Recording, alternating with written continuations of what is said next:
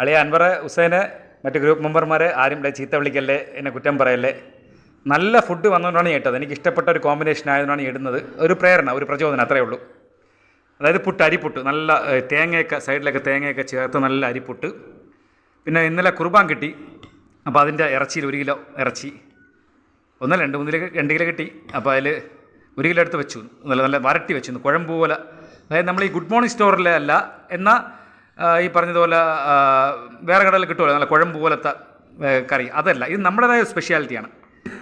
ട്രിവാൻഡ്രം കൊല്ലം base ചെയ്തിട്ടുള്ള നല്ല നല്ല കുഴമ്പുണ്ട്. നല്ല നമ്മളിതിനകത്ത് എല്ലൊക്കെ മാറ്റിയിട്ട് അത്യാവശ്യം എല്ലും പിന്നെ ഈ പറഞ്ഞ പോലെ നല്ല കൊഴുപ്പൊക്കെ മാറ്റിയിട്ട് നല്ല ഇറച്ചി മാത്രം വെച്ചുകൊണ്ട് വരട്ടിയെടുത്ത ബീഫ് നല്ല വരട്ടി, ഏകദേശം 4-5 മണിക്കൂറിട്ട് വരട്ടിയിട്ടുണ്ട്.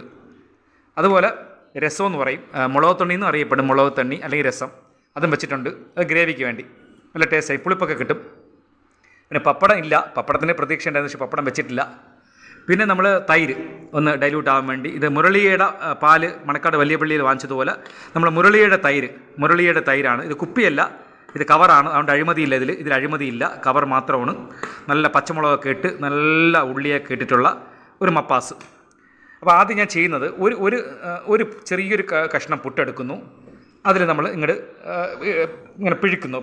ഇങ്ങനെ പിഴിച്ചതിന് ശേഷം കുറച്ച് മുളക് തണ്ണി എടുക്കുന്നു, അല്ലെങ്കിൽ രസം എന്ന് പറയും, അതിനടുത്ത് ഇങ്ങനെ കൊടുക്കുന്നു. ഇത് ചെറുതായിട്ട് വിരകുന്നു. അപ്പോൾ അതിനകത്ത് നല്ല ഒരു എന്താ പറയുക, നല്ല സോഫ്റ്റ് ആവും, പുട്ടൊന്ന് സോഫ്റ്റ് ആവും. എന്നിട്ട് അതിന് ശേഷം നമ്മൾ ചെയ്യുന്നതെന്ന് പറഞ്ഞാൽ അതിൽ നിന്ന് കുറച്ച് ഗ്രേവി വിത്ത് ഒരു പീസ് എടുക്കുന്നു. എടുത്ത് സൈഡിലോട്ട് മാറ്റി വെച്ചിട്ട് അതിന് ഒരു പീസ് എടുക്കുന്നു. അല്ലെങ്കിൽ കൈ കൊണ്ട് ഞെക്കി നോക്കാം. ഇത് ലിവറാണ്, അപ്പോൾ മാറ്റി വയ്ക്കുക. നല്ല സോഫ്റ്റ് ആയിട്ടുള്ള ഇറച്ചി നമ്മളെടുത്ത് ഇങ്ങനെ പിതുക്കി നോക്കുന്നു. ഇത് നല്ല സോഫ്റ്റ് ഇറച്ചിയാണ്. അപ്പോൾ ഇതും കുറച്ച് ഗ്രേവിയും കൂടെ ചേർന്ന് ഈ മുളക് തണ്ണി ചേർത്ത ഈ പുട്ടിലിട്ട് ഇങ്ങനെ ഇട്ട് വിരകുന്നു.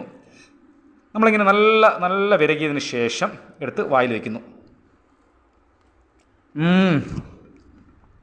ഒരു രക്ഷയില്ല, ഗ്രേവി അസാധ്യം. 4 മണിക്കൂർ ചട്ടി കിടന്ന ആ ഒരു വേവ്, അത് കഴിക്കുമ്പോൾ ആ ഒരു സുഖം, ടേസ്റ്റ്. അടുത്തൊരു ലിവർ എടുക്കുന്നു, പുട്ടിനോട് ചേർക്കുന്നു, ഗ്രേവി എടുക്കുന്നു. ഒരു രക്ഷയില്ല. ഓക്കെ, കഴിച്ചിട്ട് ബാക്കി അഭിപ്രായം പറയാം.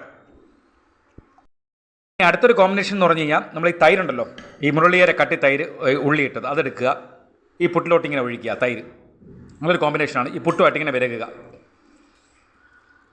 പുട്ടൊക്കെ ഉണ്ട്, ഇഷ്ടംപോലെ ഉണ്ട്, 2 കുറ്റി വെച്ചിട്ടുണ്ട്. എന്നിട്ട് അതിനോടൊപ്പം തന്നെ നമ്മൾ മാറ്റി വെച്ചിട്ടുണ്ട് 2 പീസ് അഡീഷണൽ എടുത്തു. വേണമെങ്കിൽ ഇനി എടുക്കാം. ഇവിടെ ഉണ്ട് സാധനം, ഇഷ്ടംപോലെ ഉണ്ട്.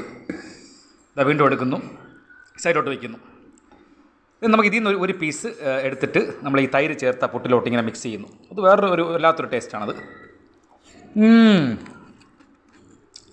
ഇതൊരു തൈരും ബീഫായിട്ട് മിക്സ് ചെയ്തൊരു ടേസ്റ്റ്. നേരത്തെ മുളക് തണ്ണിയായിട്ട് രസമായിട്ടുള്ള ടേസ്റ്റ്. ഓക്കെ.